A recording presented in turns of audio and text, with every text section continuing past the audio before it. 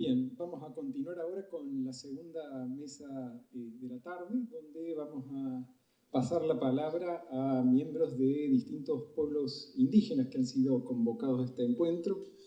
Entendemos que un proyecto decolonial debe partir por dar la palabra a cada uno que hable en su nombre, no hablar por otros. Entendemos que es fundamental y la mesa la hemos llamado Museos entre Mundos, también por entender que estas diferencias culturales no son como en una perspectiva multicultural, no son diferencias meramente superficiales o anecdóticas, sino que implican diferentes perspectivas y diferentes experiencias de la realidad. En realidad implican diferentes realidades o mundos, y es un poco esto lo que queremos evidenciar a través de esta actividad. Entonces, primero tenemos dos intervenciones.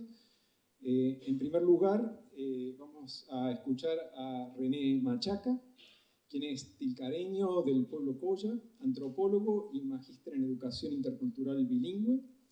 Investiga contribuciones de las lenguas maternas en las relaciones de interculturalidad en la quebrada de Humahuaca y se encuentra actualmente finalizando su doctorado en la Universidad de Buenos Aires con una beca de CONICET. Junto a miembros de comunidades indígenas, estudiantes y docentes, recorre museos y sitios arqueológicos de la Quebrada y Puna de Jujuy para reconocer artefactos culturales y huellas de la historia en su lugar. En esos recorridos posibilita el diálogo de saberes orales y conocimientos académicos, invitando a escuchar la palabra de las personas mayores de las comunidades y las disertaciones de reconocidos investigadores y especialistas. En esta oportunidad acompañado por Darío del Viento, oriundo de Huacalera, músico colla de la quebrada de Humahuaca también, quien actualmente reside en Buenos Aires y estudia música en la Escuela de Música Popular de Avellaneda.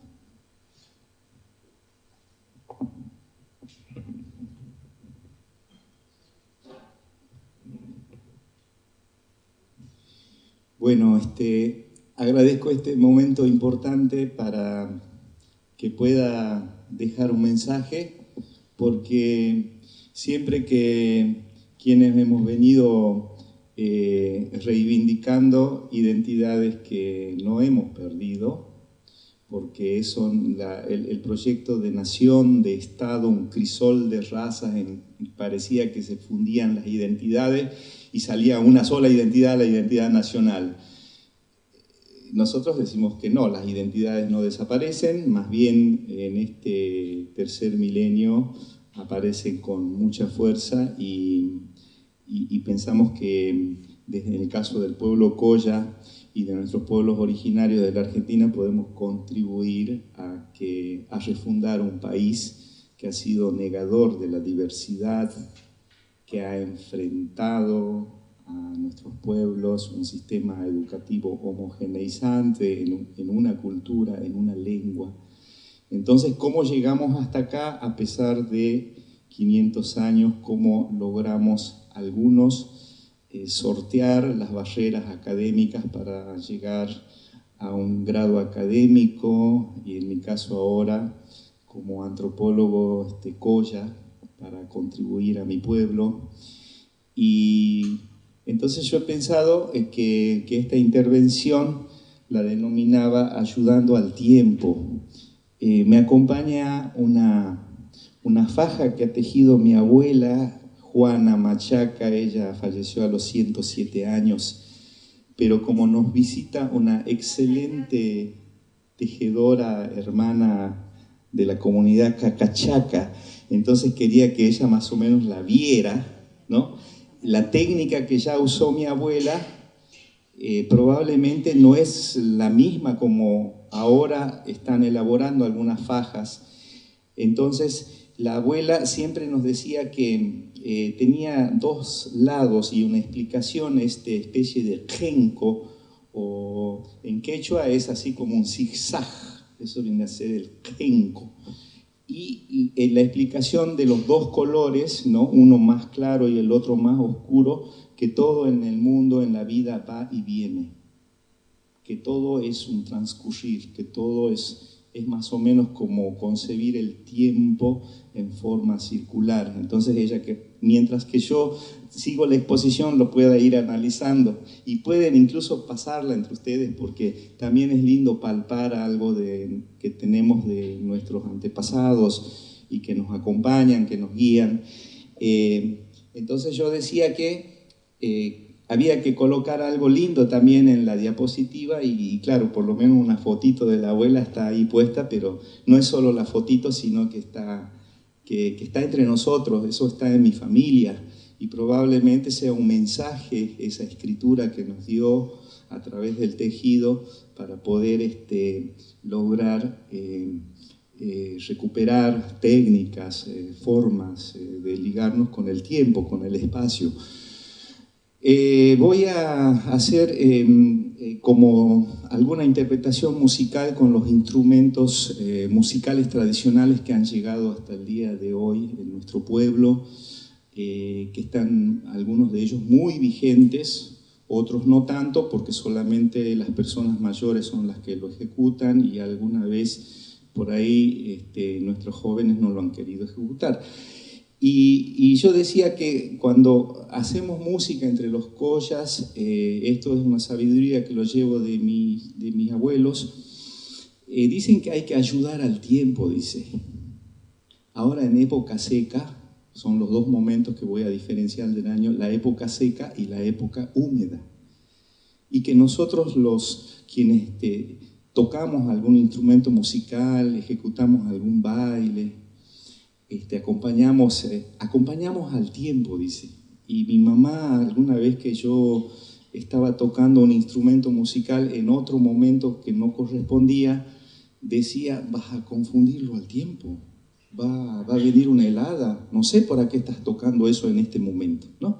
Entonces, yo decía que he recuperado esa frase de nuestros mayores que dicen, hay que ayudar al tiempo, las acciones que nosotros realizamos, los gusanos de esta tierra, dice una copla entre nosotros, como gusanos de esta tierra, tenemos una influencia también con el mundo espiritual, con el mundo sobrenatural, y por eso pensamos que estos sonidos que ahora vamos a intentar reproducir influyen en nuestra conexión con los antepasados. Y la parte segunda del título dice, ayudando al tiempo mirándonos en los museos del tercer milenio. Probablemente de la estructura del quechua nos quedó porque ya no se habla en nuestra región, sino que lo hablan oleadas de migrantes que vienen a la quebrada actualmente. Pero usamos mucho el gerundio todo el tiempo, en la variedad dialectal del castellano quebradeño que hablamos, con muchas palabras aún, que son de la lengua quechua y muchas otras que son de la lengua aymara. Así que también he puesto ahí mi denominación con mi nombre, René Machaca, pueblo Colla en Argentina, así como muchos de los pueblos de nuestro país dicen en vez de decir de, así que por algo será. Aquí aparecen los danzantes de la época seca, el tiempo de tocar la corneta, y yo he querido recuperar este minutito un poquito más de una procesión en donde ellos están bailando, pero es una filmación muy antigua del año 1958.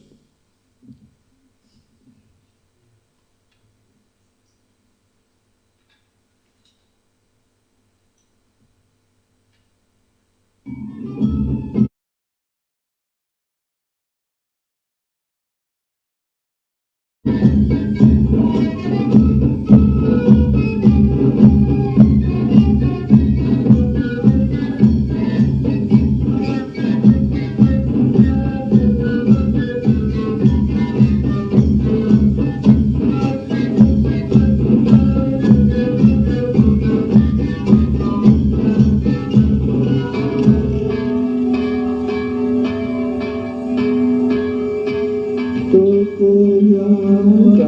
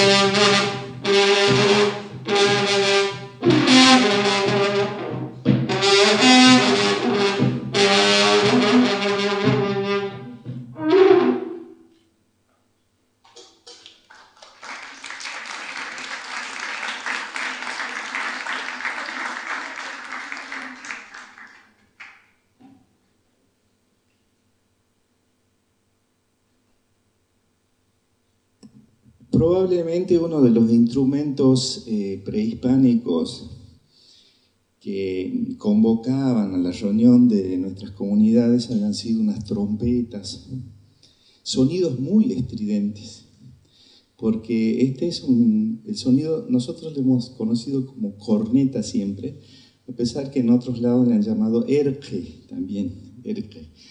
Aunque en Bolivia erque es el cuerno, o erquencho le llamamos nosotros actualmente, pero es el instrumento de época húmeda.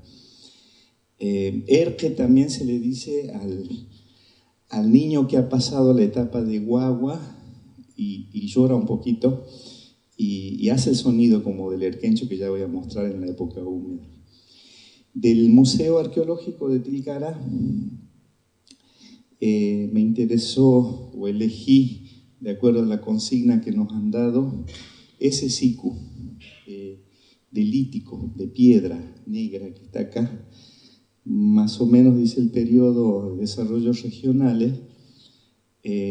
Probablemente haya habido otros tipos de sicus, también hechos con materiales que no han perdurado en el tiempo, pero ese sicu nos dice algo, porque está hace más de 1000 años.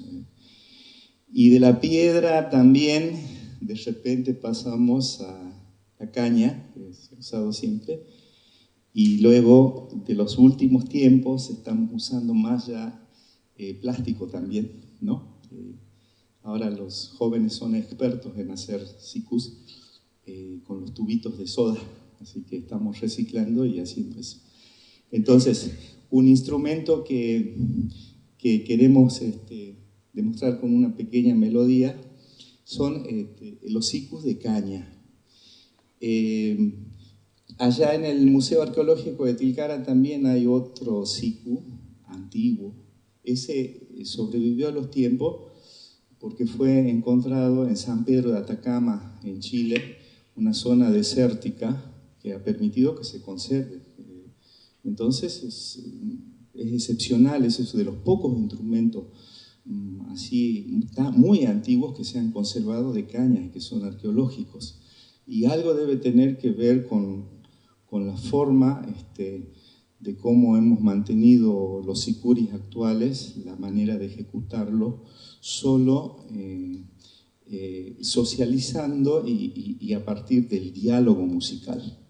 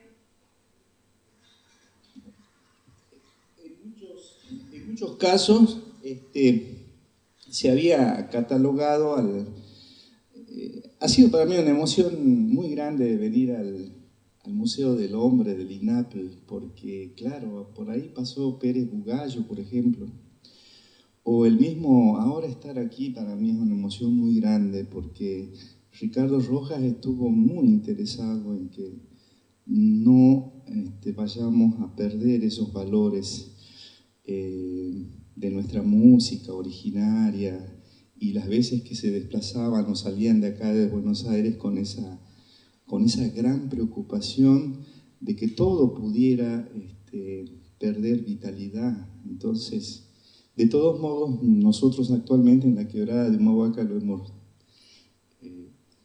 revitalizado de tal manera que, no sé, la última procesión a la Virgen de Copacabana, donde nosotros devocionamos en el cerro de Punta Corral, en las alturas, este año en los dos lugares se han ido 150 bandas en total de sicuris. Hay que multiplicar ese número por 40 o por 50 cada banda, entonces han ido más de 5.000 sicuris. O sea que lo hemos, realmente a los niños les gusta. Y también hay ahí una foto, la que sigue, que también la rescaté de acá del INAPL, del Museo del Hombre, de mujeres imbiá, guaraní. En los últimos tiempos, en la Quebrada de Humahuaca, ahora han aparecido 10 bandas de sicuris exclusivamente femeninas. Son puras mujeres. Y es más, ahora para algunas fiestas, todo, dicen, no, que vengan las mujeres nomás, porque los varones vienen y ya beben y sale más caro. Entonces las mujeres están ocupando esos otros espacios, porque también desde nuestra cultura andina se había dicho que la mujer no podía ejecutar el sicu, sino solamente bailar. Y a mí me impresionó mucho encontrar esta foto de mujeres, porque son mujeres, están ejecutando un sicu de 3 tubos y de 4 tubos. Esa foto está ahí en el museo. Y entonces inmediatamente apenas tomé conocimiento de esa foto, se la mandé a mi hermana y le dije, mira, porque mis hermanas mujeres son propulsoras de las bandas de sicuri de mujeres. Bueno, entonces esto era para ejemplificar la época de los instrumentos que ayudan al tiempo en la época seca, como la corneta o erque, los sicus. Volvemos al anterior. Y acá, por supuesto, que hay prácticamente un siku igualito prácticamente a este. Por supuesto que nosotros la mejor calidad de caña está en las yungas de La Paz, del otro lado de la comunidad de Hualata. De ahí, como estamos muy cerca de la frontera, accedemos y en tantos años, cientos de años de ejecutar este instrumento, así como ustedes lo han podido percibir en diálogo, podemos tocar cualquier cosa, porque tenemos distribuidas las notas, ¿no? Do, re, mi, fa, sol. Yo no puedo tocar nada acá solo porque lo necesito sí o sí. O sea que es un instrumento que convoca necesariamente a la socialización, solo lo podemos hacer en grupo. Por supuesto que sí pueden tocar otros músicos solos, actuando con conjuntos folclóricos, etc. Pero vean ustedes que esa factura del estilo de siku, que está incluso en el museo, es prácticamente el mismo. Y tiene unos resonadores acá, que unos tubos son cerrados, los otros tubos son abiertos, y eso hace que el sonido se mantenga. No es lo mismo tocar como cualquier otra flauta de pan o siringa europea. Nosotros le llamamos en el término local chala, al que no tiene los tubos cerrados. También hay otro siku de piedra ahí. Hacemos nuevamente. Digamos, ya explicamos de las mujeres. Acá aparece mi abuelo, y cada vez que nosotros en la época húmeda, ya desde noviembre o diciembre en adelante, decimos que hay que ayudarlo al tiempo para que vengan las lluvias.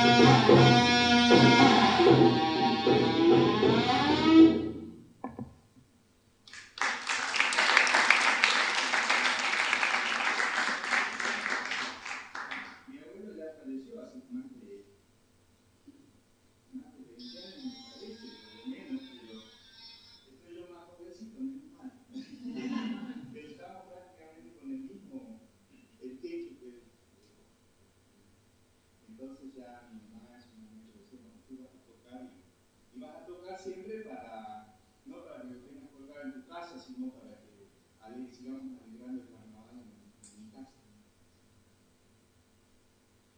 Entonces, hay un instrumento sumamente llamativo, también se explicará de qué trata.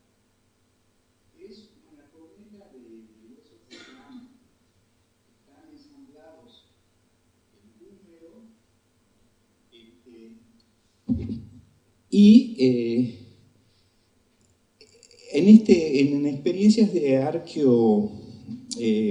arqueología experimental, le han dado sonido también solamente tocando como si fuera el pututu también boliviano, que se tocan entre los aymaras, sin la cañita esta que le da este sonido que acabamos de escuchar, el sonido que acabamos de escuchar recién, que es erge o ergencho, decimos nosotros.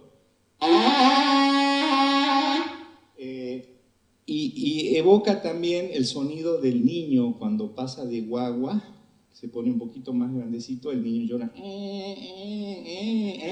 Y entonces las madres, todavía el término se emplea en algunos lugares y dice, ya hace callar ese erke, dicen, erke, le dicen erke al pequeñito. Y lo mismo, el otro instrumento de época húmeda, un ratito, anata decimos también nosotros, o tarca, ¿no? Esto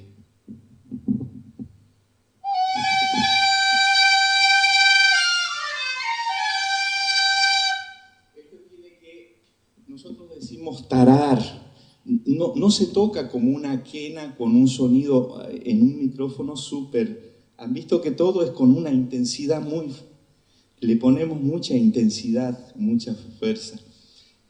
Tarco, creo que ahí en Aymara decían que significa ya cuando el niño está pasando a adolescente, en la pubertad está cambiando la voz y habla como entre una voz de niño y una voz de grande, entonces habla. Y este instrumento recupera ese sonido y tiene que sonar así, de esas, entre un fino y un grueso, digamos, entre un agudo y un grave. Bueno, hay otro sentido importante de instrumento de... Entonces, con otras personas que hemos visitado, mis alumnos que hemos visitado el Museo Arqueológico de Tilcara, pensamos que esa corneta, si la soplamos con una pajuela, le llamamos, voy a decir, a la cañita esta que le adosamos, y que por supuesto cuando llegaron los vacunos con los conquistadores españoles, se pasó a usar inmediatamente la cornamenta de los toros, de los bueyes, de la vaca. Pero antiguamente tiene que haberse usado esta otra trompeta, ¿no? He tenido la oportunidad de ir a cantar coplas allá a la Rábida, a España, y he llevado un erquencho allá a España, por un encuentro que se denominó el romancero y la copla. Y no conocían allá ellos ni la caja ni el erquencho, para nada. Se conocía la copla nada más con la métrica octosílaba, pero no se conocía estos otros instrumentos. Entonces esto de acá es nuestro, o hemos nosotros incorporado aquello que ha venido en el formato de la copla. Por ejemplo, la hemos seguido cantando y cantamos muchas coplas en castellano actualmente, mayoritariamente son todas en castellano, y entonces hemos incorporado los cantos que venían de antes, lo más antiguo.